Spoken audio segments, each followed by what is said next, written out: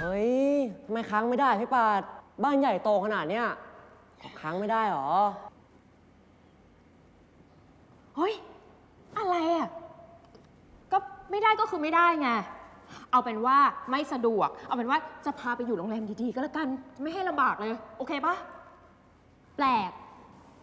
แปลกอะไรแปลกตรงไหนเป็นแฟนเจ้าของบ้านทั้งทีให้น้องชายตัวเองน้อยไม่ได้ไงมีพิรุธชัดแฟน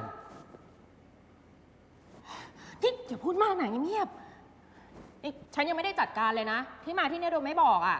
แล้วยังจะมาก่อปัญหากันอีกเหรอฮะไปเลยไปออกไปพึ่ง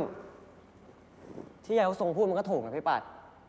ข้าวของบ้านแฟนตัวเองแท้ๆให้น้องหยิบนิดหยิบหน่อยก็ไม่ได้ก็สระว่ายน้ำก็ไม่ใช้งกผิดปกติไปป่ะแปลกไม่แปลกหรอกครับเดี๋ยวไว้ผมอธิบายให้ทีหลังนะเอ้านี่คุณเลิกฤทธิ์เป็นญาติของคุณคินนี่น้องชายฉันแล้วก็เพื่อนเขาค่ะไหว้สิสวัสดีครับค่ะสวัสดีครับจะไปกันหรือยังครับเดี๋ยวผมพาไปส่งที่โรงแรมเองฮะวันนี้นี่จะมีช่างมาซ่อมบ้านใช่ไหมครับคุณลูกปัดน่าจะวุ่นวายน่าดู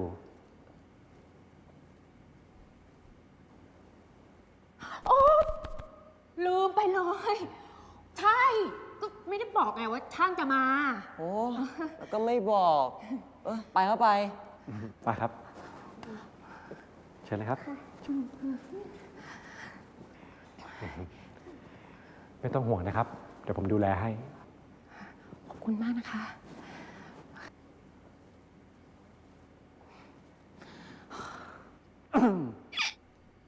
เมื่อสักครู่ได้ยินคำว่าแฟนยายลูกปัดเราคงต้องคุยกันเรื่องนี้แล้วนะขอตัวก่อนนะคะพอดีว่าคุณคินรออยู่นะคะเดี๋ยวคุณคินด่าอุ้ยตายแล้วคุณพ่อบ้านด่าแย่เลยไปแล้วนะคะไปค่ะไปทำงานก่อนโอ้ตายแล้วลื่นนักนะยายปลาไหลใส่สเก็ต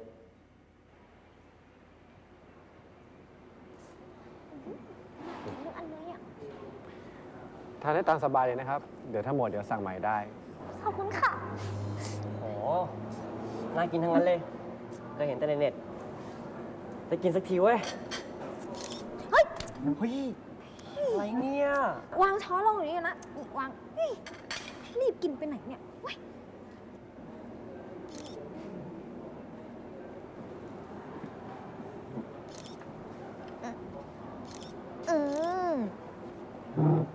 กินได้ถ่ายรูปเสร็จแล้วก็ทานกันได้เลยนะครับนี่ค่ะ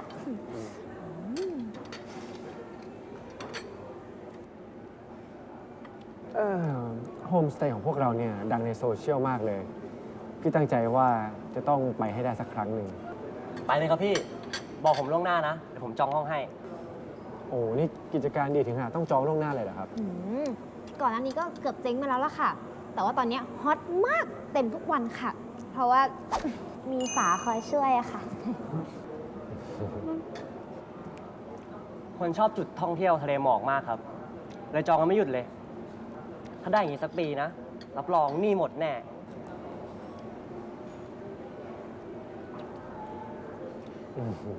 นี่พูดเรื่องแฟนเนี่ยใครเป็นแฟนใครเหรอ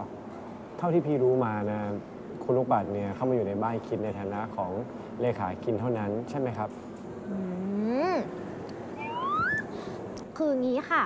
ตอนแรกเนี่ยสาก็ไม่เชื่อหรอกนะคะว่าขี้เหร่อย่างพี่ปัดเนี่ยจะมีแฟนหล่ออย่างคุณคินได้แต่ว่าพอเห็นน้านวลเนี่ยปล่อยพี่ปัดมากรุงเทพแบบเนี้ยสาก็เชื่อกันมานิดนึงอะค่ะนิด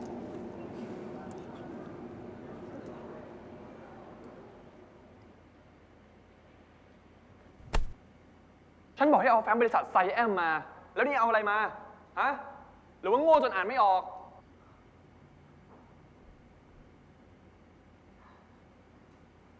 ฉันขอโทษก็มันเป็นภาษาอังกฤษเหมือนกันหมดอะฉันก็เลยหยิบมาผิดเดี๋ยวฉันกลับไปเอามาให้ใหม่ไม่ต้องไม่ทันแล้วฉันให้เลขาฉันเอาสำเนาข้อมูลมาให้ฉันอ่านแล้วนี่มีสำเนาอยู่แล้วเหรอแล้วให้รีบมาทำไมอะ ก็มันเป็นหน้าที่ของคนรับใช้อย่างเธอที่ต้องเอามาให้ฉัน ฉันไม่จำเป็นต้องบอกว่าฉันมีอยู่แล้ว คุณรู้ป่าว่าฉันรีบแค่ไหนอะฉันซิ่งมอเตอร์ไซค์มารถจะชนตายอยู่แล้ว ถ้าฉันเป็นอะไรขึ้นมาจะทำยังไง ก็เรื่องของเธอ ก็เธอไม่รู้จักระมัดระวังเองอะ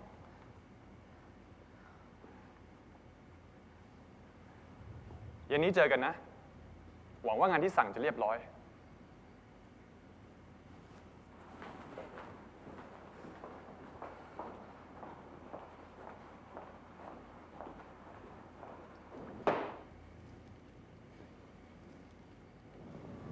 ขนมครับ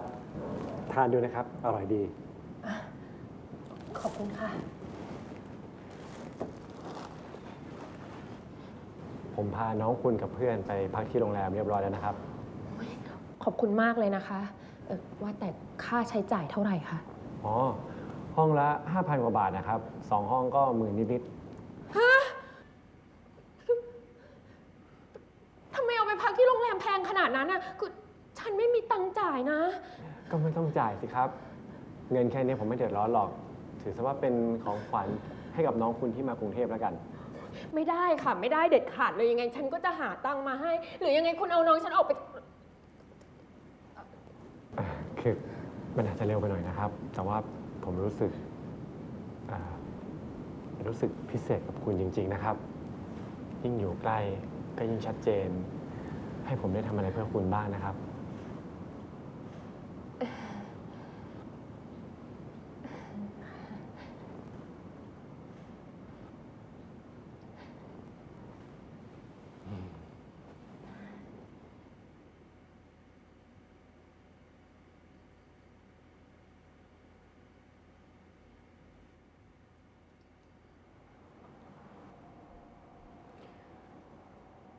บังเอิญจังเลยนะครับ คุณไม่ใช่พนักงานบริษัทชานเบลซะหน่อย แต่ด้านถ่ายได้จังหวะพอดีเลย อย่าประชดกันสิคะโรเซ่มาซื้อคอนโดบริษัทคุณนะคะเนี่ยแล้วเผอิญว่าเจอคุณเลิกฤทธิ์เข้า ก็เลยว่าจะแวะเข้าไปทักทายสักหน่อย ไม่คิดว่าจะเจอช็อตเด็ด นี่ไม่ได้บังเอิญอะไรเลยนะคะ แล้วเอามาให้ผมดูทำไมล่ะครับ ก็สืบกำลังหลงแม่นี่อยู่ไม่ใช่เหรอคะ แล้วจู่ๆก็จะมาให้ท่าคุณเลิกฤทธิ์แบบเนี้ยคุณไม่เป็นห่วงเพื่อนห่วงญาติคุณหน่อยเหรอคะ ผู้หญิงคนนี้ไม่ได้มาดีนะคะ ถ้าคุณปล่อยไว้อาจจะทำให้เสียเรื่องมากขึ้น เพื่อนฝูงที่คบกันมาตั้งนาน ก็อาจจะมองหน้ากันไม่ติดเพราะผู้หญิงทุเรศคนนี้แบบเนี้ยมันคุ้มกันแล้วเหรอคะ คุณไม่ต้องห่วงหรอกครับ เดี๋ยวผมจัดการเอง ผมไม่ยอมให้เรื่องแบบนี้เกิดขึ้นแน่นอน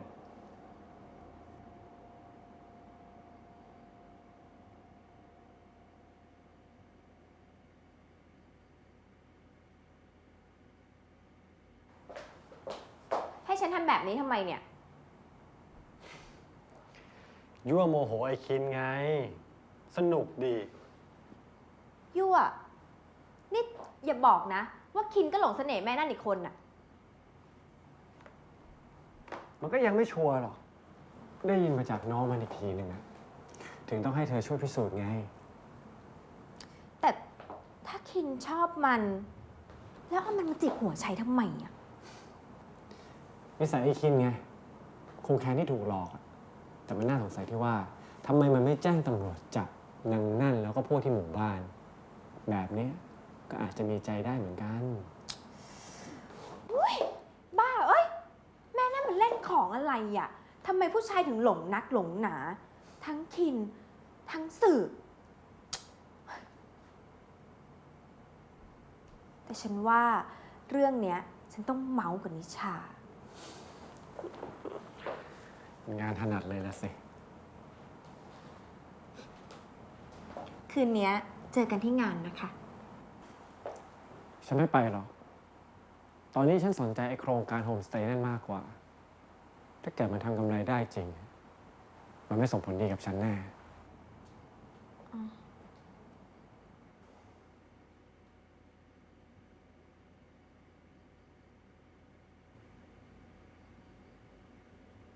นิชาให้เบิร์ดเดย์นะ มีความสุขมากนะแก ขอบคุณนะแก ไปหาอะไรกินก่อนนะ โอเค เจอกัน เจอกัน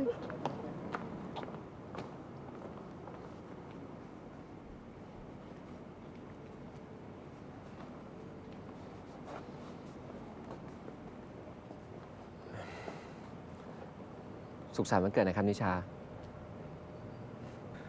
มีความสุขมากๆนะครับ ขอบคุณมากๆนะสืบ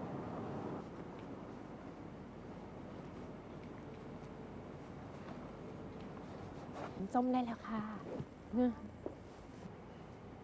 ลูกปัด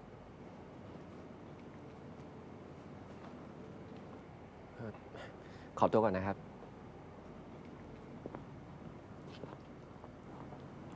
นิชา Happy birthday นะ จ้าขอบคุณมากๆนะแก หยิบขนมได้เลยนะคะ อ้าว คุณทนาย กินอะไรมาหรือยัง ให้ฉันเอาอะไรให้ไหม ไม่เป็นไร เดี๋ยวฉันจัดการเอง คุณทำงานไปเถอะ คืนนี้คงวุ่นวายทั้งคืนแน่ ขนาดนั้นเลยเหรอ แหม พูดถึงกับฉันใช้งานลูกปัดเยอะซะอย่างนั้นอะเราก็รู้ๆกันอยู่ว่าใครจะกล้าใช้ เฮ้ย ใช้เลยค่ะ ใช้ได้เลย ฉันอะเป็นคนใช้ ใช้มาเลยตามสบายเลย ไม่เป็นไรหรอกจ้ะ แค่นี้ฉันก็พอใจมากแล้ว ทั้งบรรยากาศ แล้วก็อาหารเธอทำดีมากเลย สมแล้วที่คินไว้ใจเธอให้เธอคุมงานนี้ อ๋อ คินเขาบอกเธอใช่ไหมว่าฉันชอบอะไรบ้าง เปล่าค่ะ คุณทนายต่างหากเป็นคนบอก สวัสดีครับ โทษครับลูกปัดคุณคินบอกให้ไปหาด่วนเลยต้องเล่นเดียวนี่ ด่วน เรื่องอะไรคะ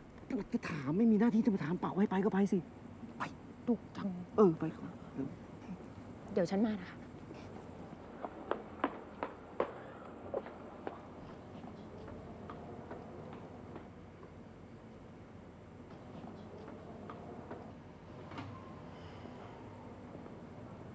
คุณซีรับอะไรดีครับ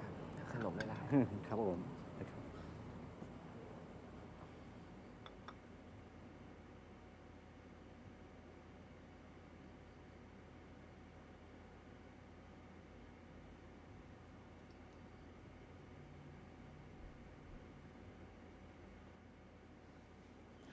มีอะไรให้รับใช้คะ ไอ้สืบมันซื้อชุดให้เธอตั้งหลายชุดไม่ใช่เหรอ ทำไมไม่เอามาใส่ ชุดพวกนั้นขายไปหมดแล้ว ไม่ค่อยมีตังค์ใช้อะ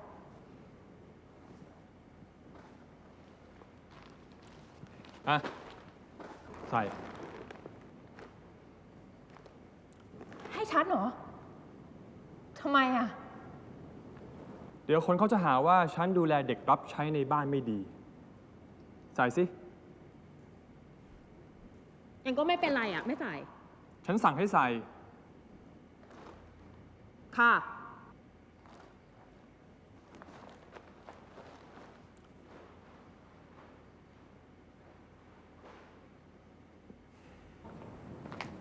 ฮัลโหล นิชา แฮปปี้เบิร์ดเดย์นะจ๊ะ ของขวัญน่ะ ให้ล่วงหน้าไปแล้วนะ ห้ามทวง ดูแลวจ้า ถ้าเธอไม่ให้อ่ะ ฉันก็จะทวงทุกครั้งที่เจอแหละ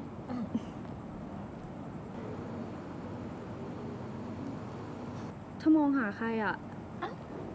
คินน่ะ อยู่ในบ้านจ้ะ อ่าดีแล้วแหละจ้ะ คือ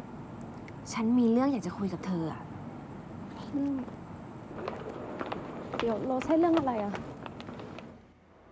นี่เสร็จยัง เปลี่ยนชุดแค่นี้ทำไมนานจัง ให้ใส่ชุดนี้จริงเหรอ ฉันว่ามันไม่เหมาะกับฉันเลยอะ ออกมาได้แล้วเสียเวลา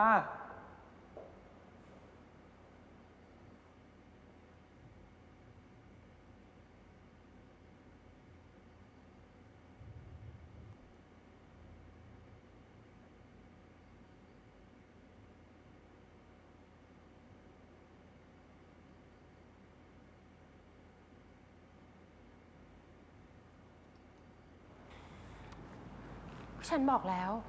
ว่าไม่เหมาะกับฉันอะมันหรูเกินไปใช่ไหมล่ะ ฉันไปเปลี่ยนชุดละ ไม่ต้อง ไป เสียเวลา เร็ว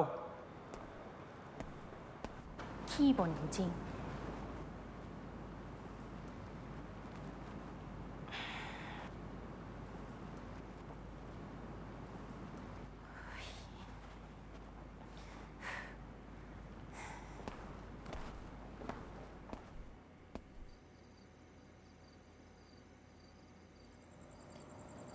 เป็นไงล่ะ อึ้งเลยใช่ไหม มันเรื่องส่วนตัวของเขาหรือเปล่า เธอไม่ฉันรู้ทำไมเนี่ย แหม ถ้าคินคิดแบบเธออ่ะ ก็ดีนะสิ แต่เธอรู้ไหม ตอนที่ฉันให้คินดูอ่ะ คินแบบโมโหมาก มากจนฉันคิดว่าเขาน่าจะหึงอ่ะ หึง ก็หึงยายลูกปัดนั่นน่ะสิ ฉันเห็นแล้วมันแปลกๆ พอคินพาแม่นั่นเข้าบ้าน ฉันว่ามันไม่ใช่เจ้านายกับลูกน้องอ่ะและไหนจะคินไหนจะสืบไหนจะคุณเลิกฤทธิ์อีก โอ๊ยแม่นั่นคงฟาดเรียบไปแล้วมั้ง ไม่หรอกมันแก คินเขาเห็นว่าลูกปัดเขาประวัติไม่ค่อยดีมั้ง เขายังช่วยให้ฉันการสืบออกจากลูกปัดเลยนะ เธอก็รู้ไม่ใช่หรอ การตัวเองหรือเปล่าจ๊ะ แหม เธอน่ะลอกสวยเกินไปหรือเปล่าโหยแม่นั่นเรียบๆอ่ะ ฟาดเรียบสุดๆเลยนะ ป้าแกคิดมาก นิชาครับ ค่ะ เพื่อนนุ่นถามหาครับ ขอบคุณค่ะ งั้นเดี๋ยวฉันมานะแก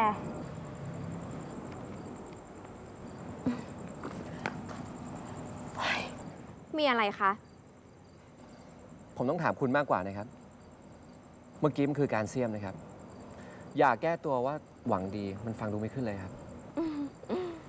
เข้าใจแบบนั้นก็ดีแล้วล่ะค่ะ แต่ฉันก็ยืนยันนะคะ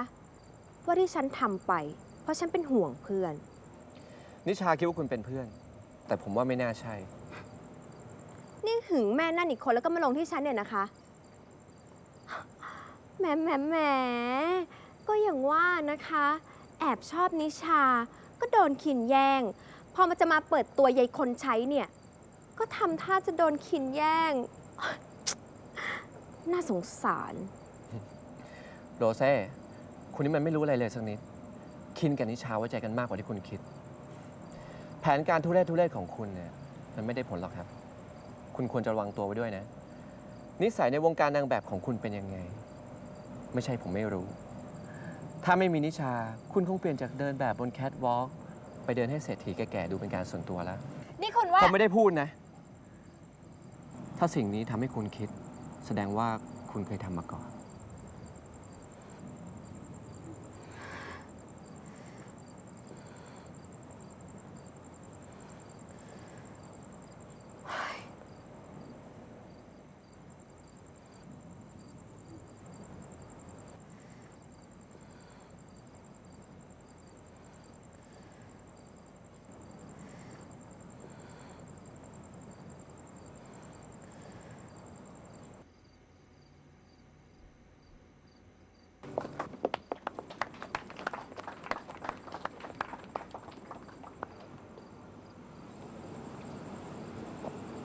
ยังจำได้อยู่เหรอคะ ว่านิชาชอบเพลงอะไร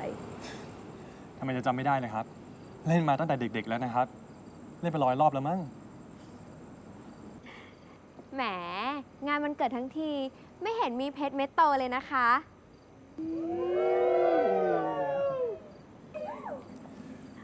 ผมยังมีโชว์เซอร์ไพรส์อีกโชว์หนึ่งนะครับ อยากจะมาเซอร์ไพรส์นิชา ออกมาสิ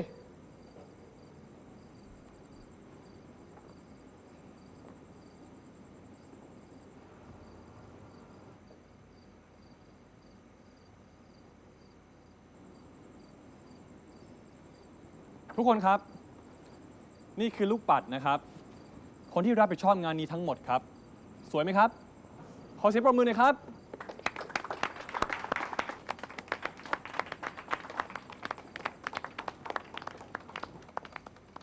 ไม่น่าเชื่อนะครับ จากผู้หญิงธรรมดาจากหมู่บ้านชื่นชีวา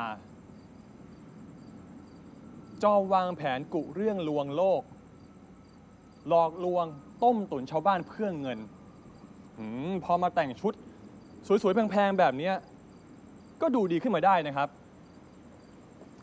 ไก่งามเพราะขนจริงๆ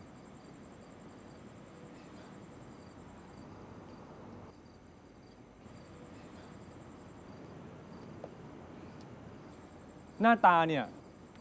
มันแต่งกันได้ครับ แต่ข้างในเนี่ย มันเปลี่ยนกันไม่ได้หรอก ภายในเธอคงเป็นคนที่เห็นแก่เงิน เอาแต่ได้ ขี้โกหก ฉวยโอกาสหน้าด้านๆทำได้แม้กระทั่งค คนความจำเสื่อมไม่มีทางสู้ จิตใจเธอมันคงเน่าเฟะอัปลักษณ์ในหัวคงคิดแต่เรื่องเงิน เงิน เงิน เท่านั้น เดี๋ยวจะไปไหน ถ้าเธอหนีไป ฉันฟ้องทั้งหมู่บ้านแน่ ไอ้คิน หยุดได้แล้ว คุณคินครับ พอแล้วครับ ทุกคนคงไม่เชื่อใช่ไหมครับ ไม่เป็นไรครับ เดี๋ยวผมจะพิสูจน์ให้ดู ว่าคนที่มันมาจากที่ต่ำต่อให้แต่งตัวสวยยังไง ถูกยกย่องยังไง มันก็หนีไม่พ้นความต่ำตมของตัวเองหรอกครับ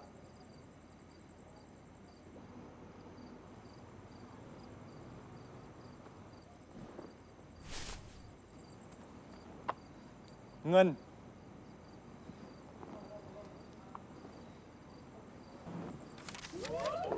คุณคิน เธอชอบใช่ไหมเงินเนี่ย อ่ะ ลงไปเก็บสิ เก็บให้หมดนะ เก็บหมดฉันให้หมดเลย คินคะ ลงไปสิ รออะไรอ่ะฮะ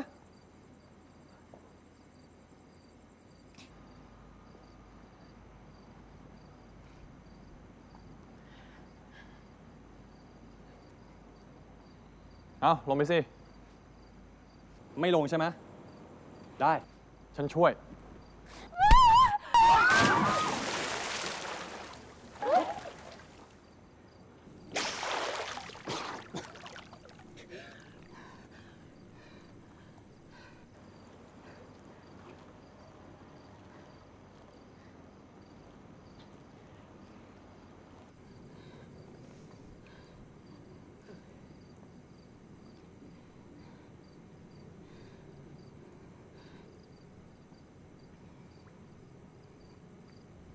ขอบคุณนะกำลังอยากได้เงินอยู่พอดี จะเก็บให้หมดนี่เลย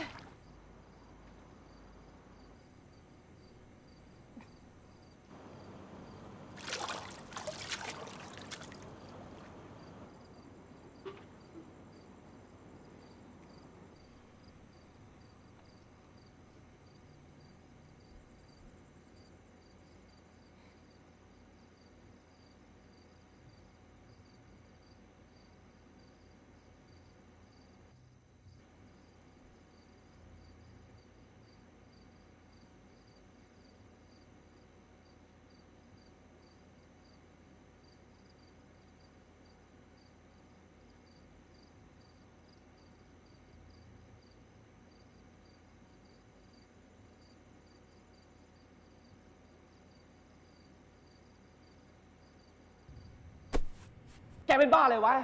ฮะไอ้คิน สมองแกเนี่ยได้รับการกระทบกระเทือนไปจนถึงนิสัยเลยเหรอวะ ฉันทำทุกอย่างก็เพราะแกนั่นแหละ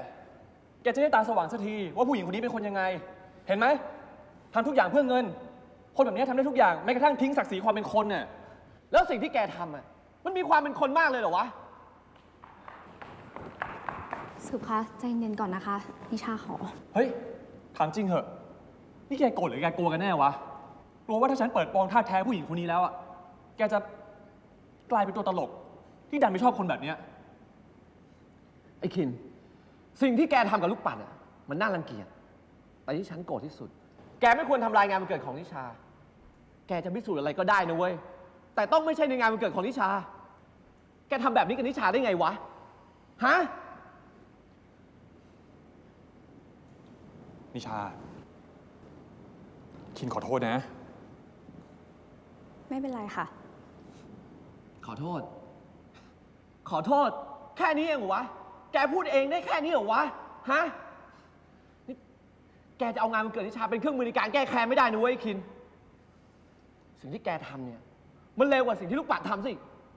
นี่แกคิดอะไรอยู่วะ ฮะ นี่แกตอบฉันมาดิ สืบคะใจเย็นนะคะ นิชาขอ ไอ้คินตอบฉันมาว่าแกทำแบบนี้ได้ไง ไปก่อนนะคะ ไอ้คิน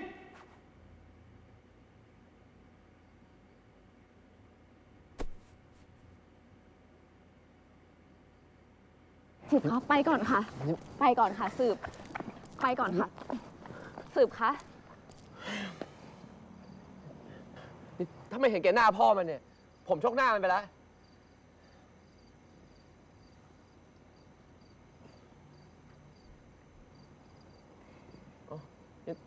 นิชา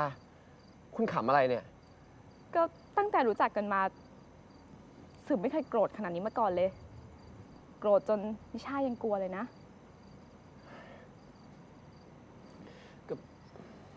ก็มันน่าโมโหไหมล่ะ ขอบคุณนะคะ ขอบคุณอะไรอะครับ ก็เรื่องที่สืบคอยเป็นห่วงนิชา คิดถึงกันนิชามาโดยตลอด วันเกิดปีนี้ของนิชา มีความหมายมากเลยนะคะ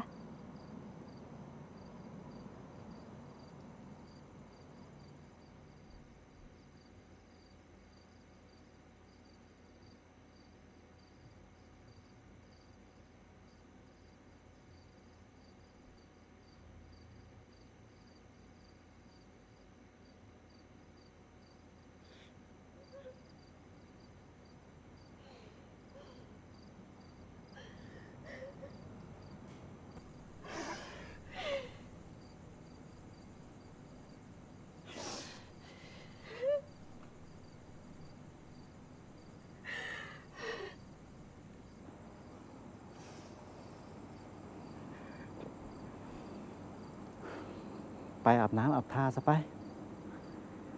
ใส่ชุดเปียกๆ เดี๋ยวจะป่วยนะปัด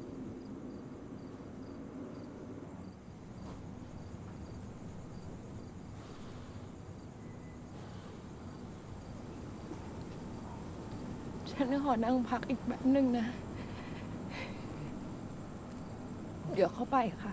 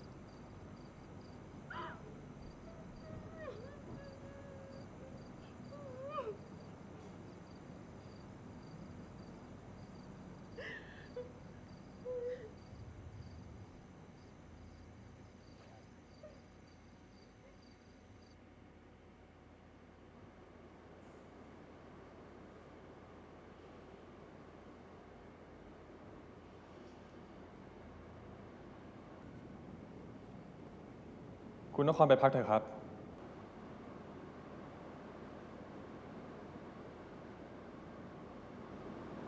มีอะไรก็พูดมาเถอะครับ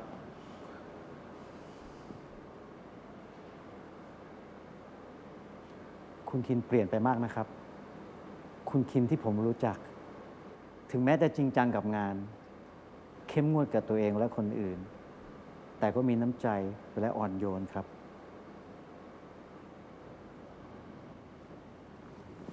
ผมก็เป็นผมอย่างนี้ไม่ได้เปลี่ยนสักหน่อยนี่ครับ ขอโทษด้วยครับ ผมคงเข้าใจผิดมาตลอด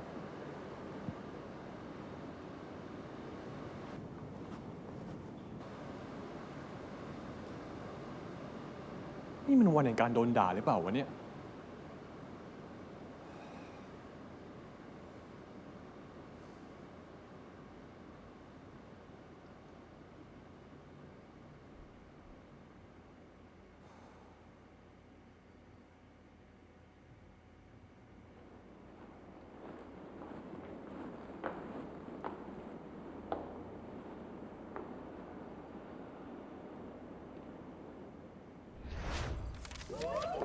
คุณคิน เธอชอบใช่ไหมเงินเนี่ย อ่ะ ลงไปเก็บสิ เก็บให้หมดนะ เก็บหมดฉันให้หมดเลย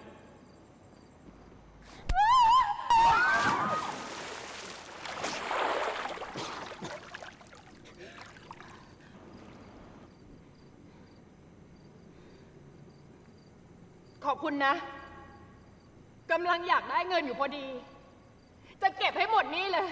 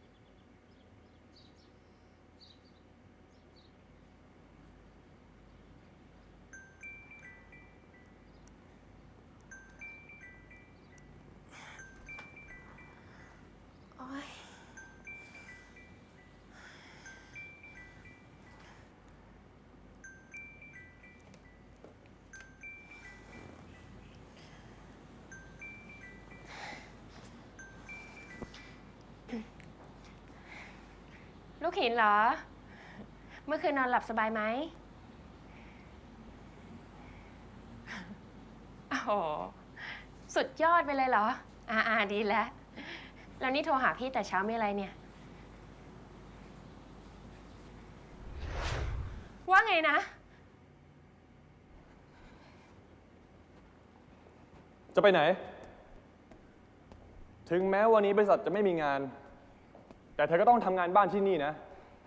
ไม่ใช่ให้ไปเที่ยวเล่น ฉันขอลางานครึ่งวัน ขอไปทำธุระก่อน ไม่ได้ คุณจะหักเงินฉัน จะให้ฉันทำอะไรก็ได้ ทำงานบ้านอะไรก็ได้ จะผลักฉันตกน้ำอีกกี่10 รอบก็ได้ ฉันขอไปทำธุระแป๊บเดียว เธอนี่มันขี้โกงไม่เลิกนะ โกงเงินแล้วยังโกงเวลาทำงานอีก ทำไม นัดผู้ชายคนไหนไว้ ไอ้สืบเหรอ หรือไอ้เลิกฤทธิ์หรือผู้ชายคนไหนอีกหึ จากใครมันก็ดีกว่าคุณทั้งนั้นแหละบอย เป็นอะไร เป็นอะไร อย่ามายุ่งกับฉัน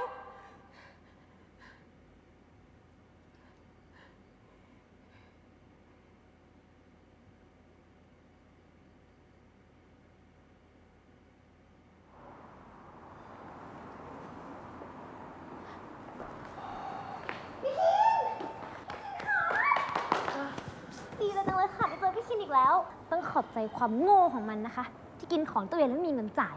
โง่ยังจนอีก ก็แค่กินน้ำแร่ไป2 ขวดอะก็ไม่ทันได้ดูราคา ไม่คิดว่ามันจะแพงขนาดเนี้ยก็ยังดีกว่าแกแล้วกัน ที่เอาส้มตำปูปลาร้ามากินในห้องอะเหม็นจนคนข้างห้องก็ต้องด่าไฮโซตลาดล่าง นี่แกว่าใคร แก พอแล้ว นี่ลูกปัดเขาป่วยอยู่เนี่ย เดี๋ยวพี่เขาก็ไข้ขึ้นอีกหรอก งั้นเดี๋ยวพี่ไปจ่ายเงินก่อนนะ ไม่ต้อง เดี๋ยวฉันจัดการเอง แค่คุณมาส่งเนี่ย ก็เป็นพระคุณมากแล้ว ใช่สิ เมื่อวานได้เงินมาเยอะนี่ เอาเลย น้ำพักน้ำแรงของเธอ อยากใช้จ่ายอะไรก็เชิญ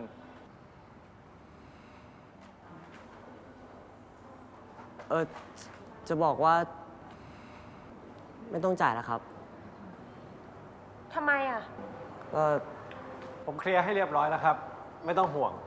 เรากลับกันได้เลย คุณเลิกฤทธิ์ลูกหิน ไปรบกวนเขาทำไม อย่าดูลูกหินเลยครับ บอกผมมันถูกแล้วแล้วก็ไม่ต้องใช้คืนอะไรนะครับ ผมเต็มใจทำเพื่อลูกปัด แต่ พี่คินนี่แล้วใช่ไหมคะ แต่ว่าฝางอยู่ตรงนี้นะคะ แมนจังเลยนะ จองโรงแรมให้แล้วยังออกค่าใช้จ่ายให้อีก เป็นคนใจกว้างแบบนี้ตั้งแต่เมื่อไหร่ฮะ ก็ตั้งแต่เจอลูกปัดนี่แหละ แล้วปกติฉันก็ไม่ใช่คนใจกว้างแบบนี้ด้วย แกก็รู้นี่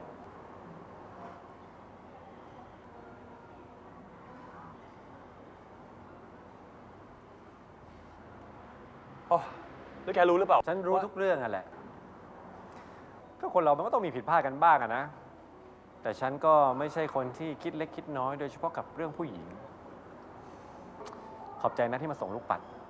เดี๋ยวฉันกับลูกปัดไปส่งน้องๆที่สนามบินเอง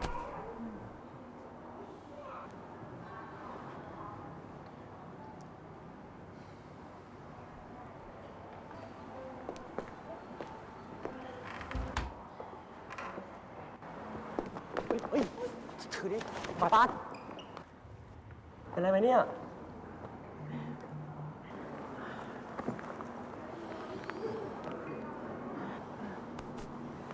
โอ้ยนี่มีไข้ด้วยเหรอครับเนี่ย ถ้าผมรู้นะ ผมไม่ให้คุณออกจากบ้านหรอก ไม่เป็นไรมากหรอกค่ะ เดี๋ยวนั่งพักสักแป๊บหนึ่งอ่ะ ก็ดีขึ้นแล้วค่ะ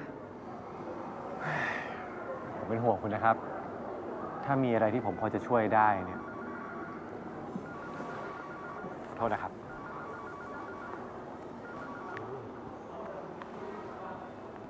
เป็นยังไงบ้าง แกอยู่ไหน ขอโทษนะครับ เดี๋ยวผมไปสั่งงานลูกน้องแป๊บหนึ่งนะครับ ค่ะเชิญค่ะ ไปได้สักที คันปากจะแย่เฮ้ย ไม่ค่อยนะแก หรือแกไม่อยากรู้ไงต่อไปมีพี่ปัด มีอะไรเล่ามาให้หมดเลยนะขออีกมา ไม่มีอ่ะจะมีอะไรก็อย่างที่เห็นนี่แหละ ไม่มี งั้นก็รักสามเศร้าอะดิ จะเชียร์ใครดีอ่ะ แกใช้พี่เลิกฤทธิ์สิตอนพี่คินอกหัก ฉันจะได้ดามใจ ต่อให้เขาอกหักไป10 รอบอ่ะ เขาก็ไม่เลือกแกหรอก หัดกลับบ้านไปส่องกระจกดูหนังหน้าตัวเองด้วยนะ นี่แกโดนหรอก ฉันไปเข้าห้องน้ำก่อนนะพี่ปัดลุกขึ้นมาใหม่ เอาคนปวดฉี่ก็จะไปฉี่ไง ทำไมต้องไปด้วยกันด้วย เอ้า ก็ฉันก็ปวดของฉันนี่อุ้ยเอ้าเดินทนทำไมเนี่ย ไม่อะ เอ้า โอ้ยเฮ้ย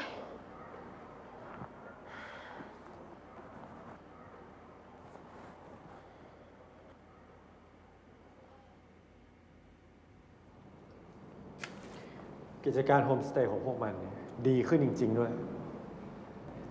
ตอนนี้คนกำลังเฮอจุดชมวิวครับพี่ แต่ผมแกล้งเข้าไปถาม ปรากฏว่าจองเต็มจนเดือนหน้าเลยครับ เอาไงดีครับ ฉันมีแผนให้แกแน่ ไม่งั้นไม่เรียกพวกแกมาหรอก นี่แกจะเดินตามฉันมาทำไมเนี่ย เข้าก่อนนะ ปวดฉี่ก่อนแกจะไป เฮ้ย จะอะไรอะไรฮะอุ้ย คนมันปวดฉี่อะไร ดูนั่นดิ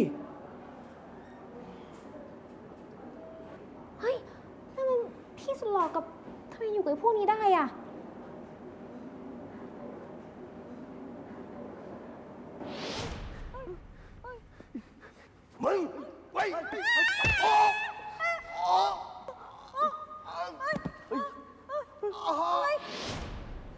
คิดเหมือนกันใช่ปะ ไปเอาไปปัดกัน ไปเร็ว เร็ว เร็ว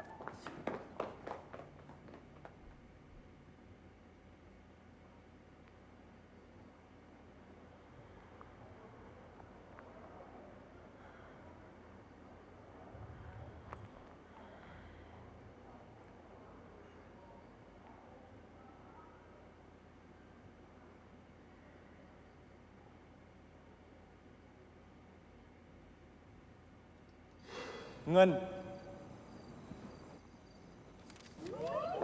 คุณคิน เธอชอบใช่ไหม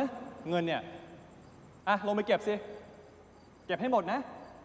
เก็บหมดฉันให้หมดเลย ฉันช่วย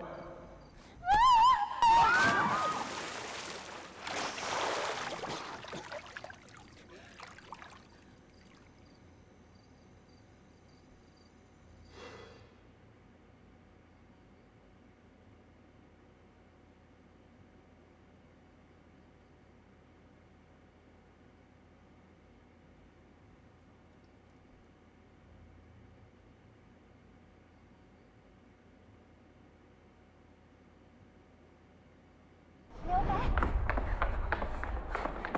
เฮ้ย เดี๋ยว อะไร ฉันว่าเขาอาจจะแค่แวะถามทางนั้นเปล่า แบบพี่เลิกฤทธิ์ก็เป็นคนดีสักขนาดนั้นน่ะ เราอาจจะเข้าใจกันผิดเองก็ได้นะ โอ้โห แกนี่มองคนที่หน้าตาตลอดเลยนะ เมื่อกี้พี่เลิกนิดบอกลูกน้องสั่งงานลูกน้องเนี่ยคุยกันขนาดนั้นอ่ะรู้จักกันแน่ๆฉันว่ายังไงก็ต้องบอกพี่ปัด ไปก็ไปวะ พี่ปัด พี่ปัด เฮ้ย ไป ตกใจหมด เป็นอะไรกันแล้วฉีดเสร็จแล้วเหรอเนี่ย เรื่องเราไปก่อนเถอะ ตอนนี้ฉันมีเรื่องสำคัญกว่านั้นอีก เรื่องอะไร ทำไมต้องซีเรียสอะไรจริงจังอะไร ก็ กันขนาดนี้ ก็ตอนฉันเดินเข้าไปห้องน้ำอ่ะ ฉันเห็นพี่เลิกนิดกำลัง เห็นพี่ทำไมล่ะครับ เออเห็นพี่เลิกฤทธิ์กำลังยืนคุยโทรศัพท์อยู่อะค่ะ ดูท่าจะนานก็เลยรีบกลับมานั่งเป็นเพื่อนพี่ปัดค่ะ เดี๋ยวพี่ปัดหาย เดี๋ยวอยู่คนเดียวโอ้จะเธอนั่งค่ะ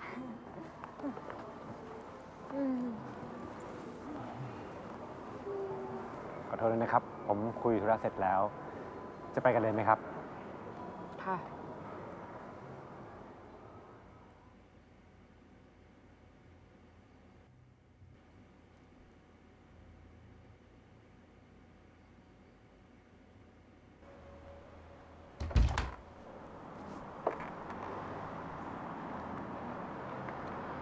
ความจริงคุณเลิกฤทธิ์ไม่ต้องไปส่งพวกเราที่สนามบินก็ได้นะคะ เดี๋ยวฉันกับน้องๆไปกันเอง แค่นี้ก็เกรงใจมากพอแล้วค่ะ ไม่ต้องเกรงใจหรอกครับ ผมเต็มใจ เดี๋ยวพวกเรารอรถอยู่ที่นี่นะ ผมไปเอารถก่อน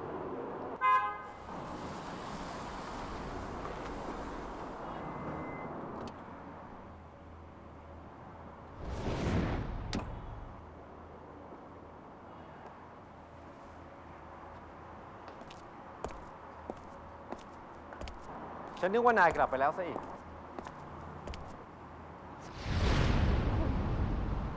คนของฉันดูแลเองได้ ลูกหินน้องสาขึ้นรถ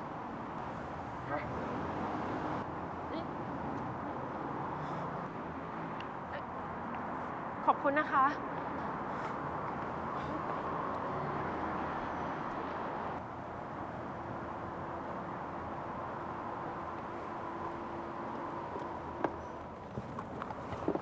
ไปได้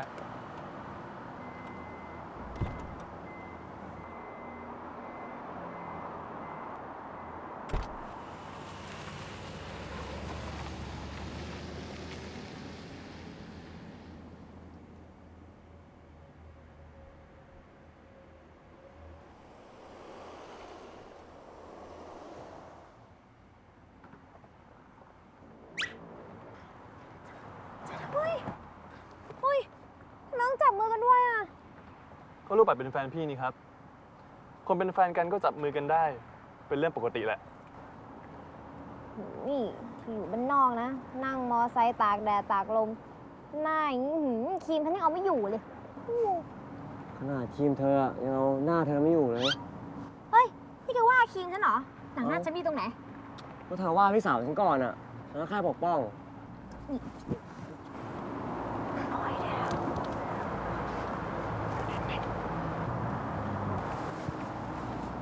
ที่ลิศยังจับมือเธอได้ คนเป็นแฟนอย่างฉันทำไมจะจับมือเธอไม่ได้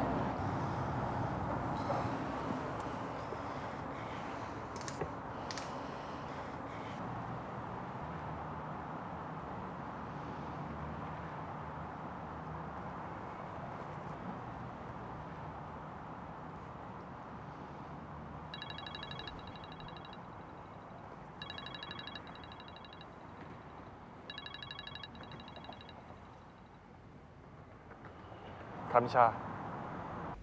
วันนี้เรามีไปงานดูแฟชั่นโชว์ด้วยกัน คินไม่ลืมใช่ไหมคะ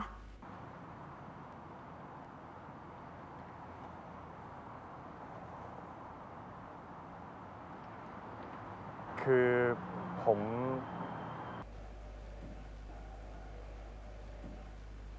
ได้ค่ะ แล้วแต่คินเลย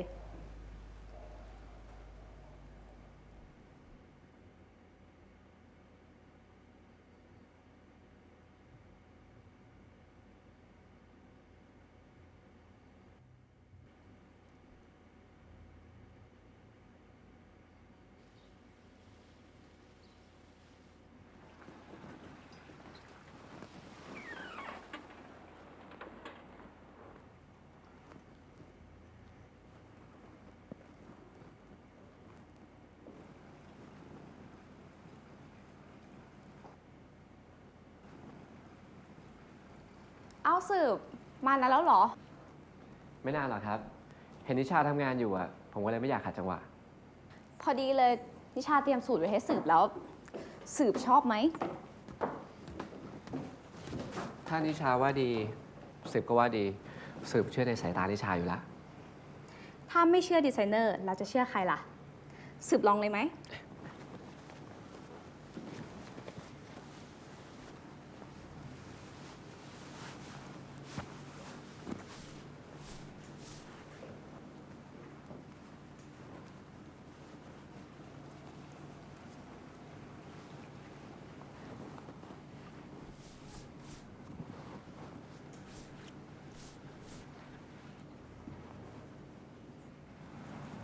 มีอะไรเหรอคะ เปล่าครับ วันนี้นิชาดูอารมณ์ดีจังเลยนะครับ ทั้งที่โดนไอ้คิมมันเบี้ยวนัดอะคิมมันคงงานยุ่งนะครับ ขอบคุณนะคะ ที่ไปเป็นเพื่อนนิชา ยินดีครับ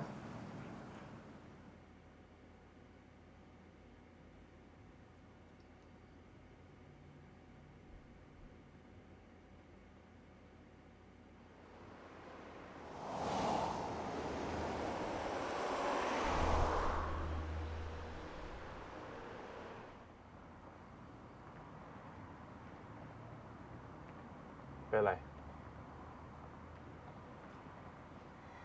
เป็นอะไร เปล่า อย่ามาโกหก เห็นนั่งเงียบไม่พูดไม่จา คิดถึงใครอยู่เหรอ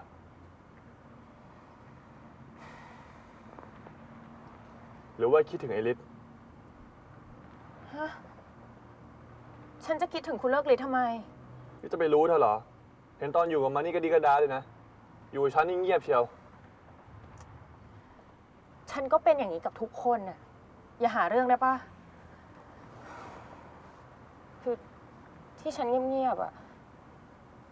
ฉันแค่เพิ่งแยกกับลูกหินน่ะฉันคิดถึงบ้าน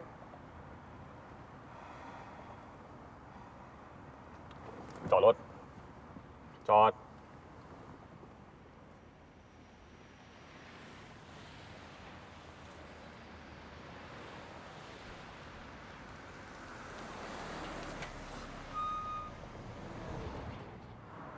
ลงไป คุณจะให้ฉันไปไหน ก็คิดถึงบ้านไม่ใช่เหรอ กลับบ้านไปสิ ลงไป คุณจะให้ฉันกลับบ้านจริงๆเหรอ ใช่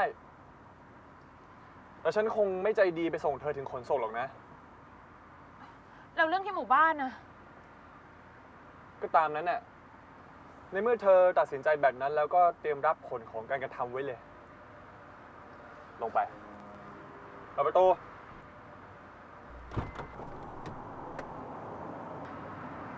ลงไป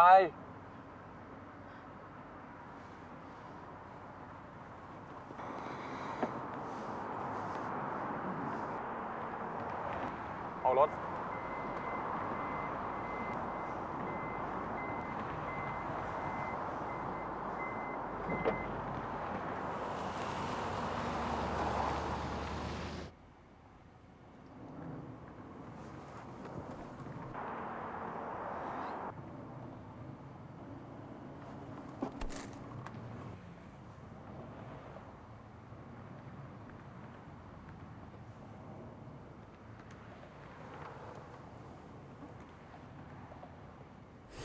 ผมก็หวังว่าจะได้เจอกันอีกครับ โชคดีนะครับ โชคดีครับ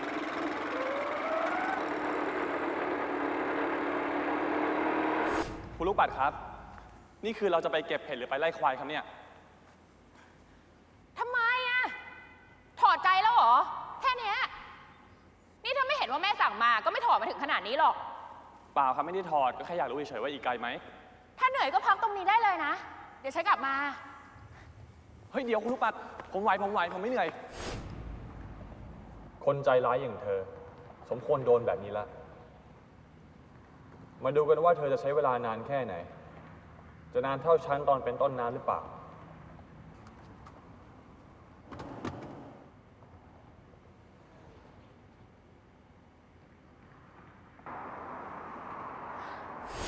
โชคดีนะครับ ลาก่อนนะ ไอ้หน้าผีดิบ เอามันไปปล่อยไว้ในป่า แล้วเดี๋ยวคนหาของป่าก็คงมาเจอมันแล้วก็ช่วยมันเองแหละ แล้วพอถึงตอนนั้นนะ ความจำมันอาจจะกลับมาแล้วก็ได้ มันอาจจะลืมไปแล้วว่ามันทำอะไรกับพวกเราเอาไว้ โอ้สูงเหมือนกันนะครับเนี่ย ผลักมันตกเขาแล้ววิ่งหนีดีกว่า เวรกรรมมันตามธรรมชาตินี้จริงๆใช่ไหมเนี่ย